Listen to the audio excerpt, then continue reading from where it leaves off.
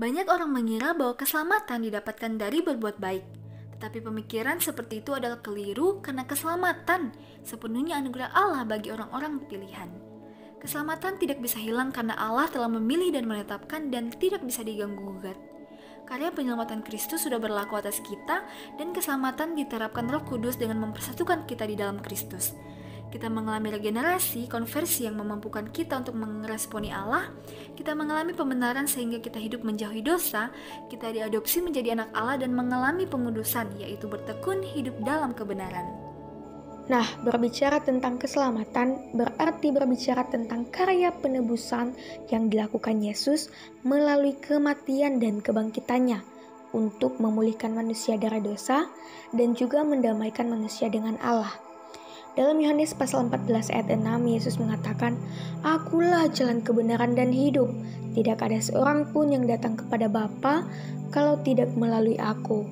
Ayat ini menunjukkan bahwa Yesus adalah satu-satunya jalan keselamatan. Dari keselamatan yang kita peroleh teman-teman, kita memiliki kepastian akan pimpinan Allah dalam hidup kita. Menerima keselamatan berarti kita juga menerima tanggung jawab. Tanggung jawab kita adalah menjaga seluruh hidup kita supaya tetap hidup dalam kesucian, kekudusan, dan kebenaran Allah. Dengan menerima keselamatan, maka kita tidak boleh lagi hidup seperti cara hidup yang lama, yaitu hidup dalam dosa. Sebab, menerima keselamatan di dalam Tuhan Yesus Kristus artinya, kita telah menerima kehidupan yang baru.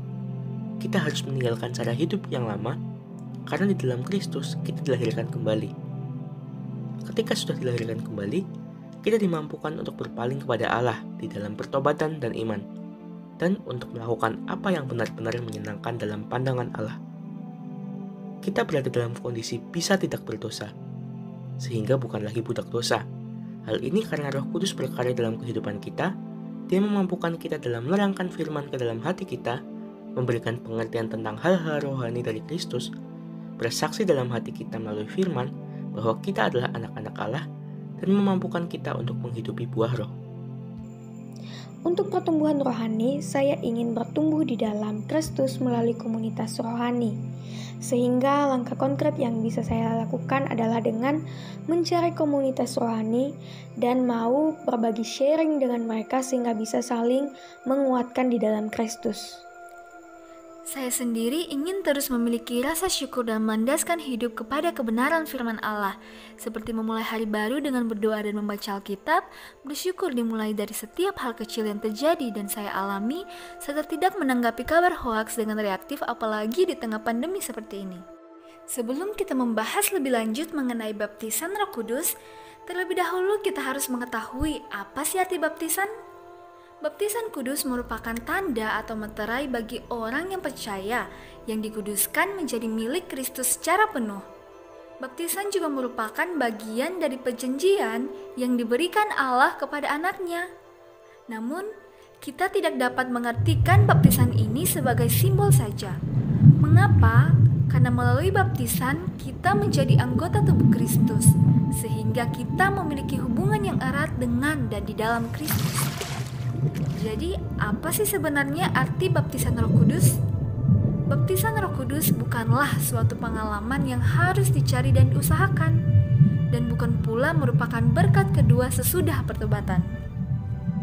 Ya, baptisan Roh Kudus adalah suatu peristiwa bersejarah masa lampau yang dilakukan oleh Yesus Kristus pada hari Pentakosta, yang tidak pernah diulang, satu kali untuk selama-lamanya, dengan mengikut sertakan semua orang percaya, yang terjadi pada saat orang percaya kepada Yesus sebagai Tuhan dan Juru Selamat dan menerima Roh Kudus bekerja dalam hidupnya dengan tujuan untuk mempersatukan semua orang percaya dalam persatuan yang hidup menjadi satu tubuh Kristus yaitu gereja. Lalu, untuk apa sebenarnya kita mendapatkan baptisan Roh Kudus? Baptisan Roh Kudus ini bertujuan untuk menempatkan orang-orang percaya di dalam tubuh Kristus sehingga semua orang percaya dapat membentuk tubuh Kristus. Kitab 1 Korintus 12 ayat 13 mengatakan bahwa semua orang percaya menjadi objek dari baptisan Roh Kudus, di mana Roh Kudus berperan sebagai unsur yang membaptis, sedangkan pada ayat lain mengatakan bahwa Yesus Kristus sendirilah yang menjadi subjek dari baptisan ini. Oke teman-teman, kita telah menerima baptisan Roh Kudus ketika kita lahir baru. Baptisan Roh Kudus yang menjadikan kita sebagai anggota tubuh Kristus yang saling melengkapi dan bersama-sama merasakan sukacita dan penderitaan di dalam Kristus. Dalam Roma pasal 12 ayat 3-9 dinyatakan bahwa setiap orang percaya diperlengkapi untuk dapat bersaksi dan melayani Tuhan di dalam kehidupannya. Baptisan Roh Kudus membawa transformasi terhadap pola pikir dan cara pandang kita dalam segala hal, sehingga memampukan kita untuk dapat menghasilkan buah roh yang membawa kita semakin serupa dengan Kristus. Dengan begitu, kita mendapatkan relasi yang baru, yaitu relasi yang semakin akrab dan dinamis dengan Tuhan dan sesama manusia. Semua ini merupakan konsekuensi pada saat kita mengalami baptisan Roh Kudus.